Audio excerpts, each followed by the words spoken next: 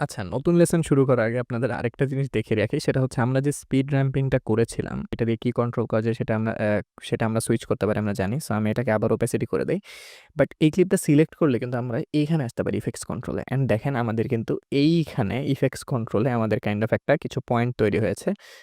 যেখানে দেখেন আমাদের কিন্তু এভাবে কার্ভ ক্রিয়েট হয়েছে যেখান থেকে আমাদের স্পিডটা কন্ট্রোল হচ্ছে। নাইস। সো আমরা চাইলে কিন্তু এই জিনিসটাকে সরিয়েও দিতে পারি। ঠিক এভাবে আমরা এই প্রত্যেকটা পয়েন্ট সরিয়ে দিব। অ্যান্ড দেন জাস্ট আমরা এটাকে আমাদের আবার নরমাল যে 100% এখানে নিয়ে আসবো। তাহলে কিন্তু আমাদের কাইন্ড অফ এখন আর এমন হচ্ছে যে কিছু নাই। ঠিক আছে? অ্যান্ড আমি চাইলে এখানে জাস্ট টিপ দিয়ে আমাদের আম জিনিসটা ডিলিটও করে দিতে পারি পুরোপুরি। মানে কি আমাদের যে টাইম রিম্যাপিং এর যে বিষয়টা পুরোপুরি আমরা বাদ দিয়ে দিতে পারি। ঠিক আছে? সো এখান থেকে আমরা কি ফ্রেমটাই সরিয়ে দিলাম। That's it. সো এখন আমরা নতুন জিনিসটা শুরু করি। আমরা এখন যেটা করতে চাচ্ছি, আমরা একটা গ্লিচ ইফেক্ট তৈরি করার চেষ্টা করছি যেটা বেসিক্যালি টেক্সটে বেটার কাজ করে। সো আমরা এখানে একটা সুন্দর টেক্সট নিয়ে আমরা কি লিখতে পারি?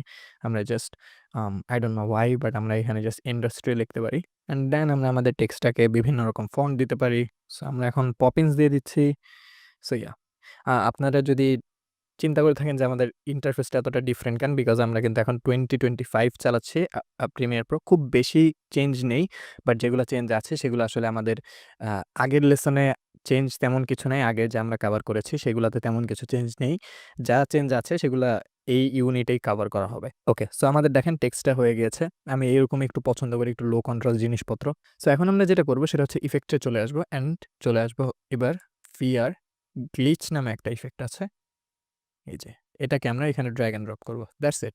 এখন দেখেন আমাদের কিন্তু অলরেডি একটা গ্লিচ ইফেক্ট তৈরি হয়ে গিয়েছে। এবার আমরা এটাকে কি ফ্রেম করে একটা সুন্দর ইফেক্ট বানাতে পারি। বাট তার আগে আমরা যেটা করব সেটা হচ্ছে এখানে কিছু পয়েন্টগুলা এগুলা মানে প্রপার্টিগুলা একটু বোঝার চেষ্টা করব কোনটা কি কাজ করছে। সো আমাদের এখানে খুব বেশি জিনিসপত্র আমাদের কিন্তু দরকার হবে না। আমাদের জাস্ট এই একটা জিনিসই আমাদের চেঞ্জ করা দরকার হবে সেটা হচ্ছে এই মাস্টার অ্যাপ্টিটিউডটা। সো এই জিনিসটাই যদি আমরা চেঞ্জ করি দেখেন আমাদের কিন্তু এই গ্লিচ ইফেক্টটা তৈরি হচ্ছে। সো আমরা চাইলে এই জিনিসটাকে 100 থেকে ঠিক ৫ সেকেন্ড পর আমরা এটাকে 0 করে দিতে পারি অ্যান্ড দেন আমাদের কিন্তু একটা কাইন্ড অফ একটা গ্লিচ অ্যানিমেশন ক্রিয়েট হয়ে যাবে। রাইট? সো অনেকটা কিন্তু গ্লিচ অ্যানিমেশনটা অনেকটাই এখানে ইজি। সো এখানে দেখেন ডিসটরশন এর কিছু জিনিসপত্র আছে। এখানে কালার ইভ্যালুয়েশন মানে এই যে আমরা যখন ডিস্টর্টেড অবস্থায় আছি আমাদের কালারের কি অবস্থা আছে। দেখেন আমরা চাইলে এই কালারের অবস্থাগুলো চেঞ্জ করতে পারি। দেন হচ্ছে ডিস্টরশন ইভ্যালুয়েশন মানে আমাদের কি পরিমাণ ডিস্টরশন হচ্ছে সেটা চেঞ্জ করতে পারি। ডিস্টরশন রেট আমরা চাইলে একদম গুঁড়ি, গুঁড়ি করে দিতে পারি জিনিসটা। এটা অবশ্যই আপনার গ্রাফিক্স কার্ডের জন্য ভালো না। সো এত বেশি করবেন না ডিস্টরশন রেট। মোটামুটি রাখবেন। ডিস্টরশন কমপ্লেক্সিটিটা কি পরিমাণ হবে?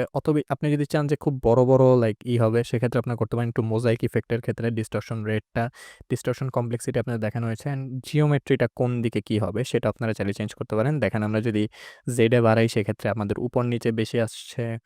ওয়াই এ যদি বাড়াই, এগুলা চেঞ্জ করে আপনারা খুব বেশি ডিফারেন্স পাবেন না।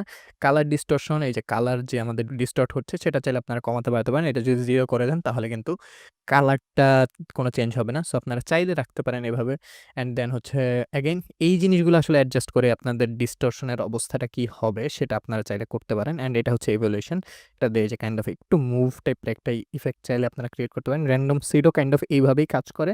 অ্যান্ড এগুলো অ্যানিমেট করে কিন্তু আপনি চাইলে কিন্তু আপনার যে গ্লিচ অ্যানিমেশনটা আছে সেটাকে কাইন্ড অফ নিজের মতো করে কাস্টমাইজ করতে পারেন। সো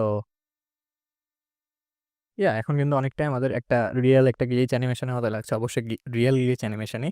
সো এভাবে করে কিন্তু আপনারা খুব সিম্পলি টেক্সট বা যেকোনো কিছুতেই টেক্সটে এটা ভালো কাজ করে। এগেইন বলছি একটা গ্লিচ অ্যানিমেশন বানিয়ে ফেলতে পারেন।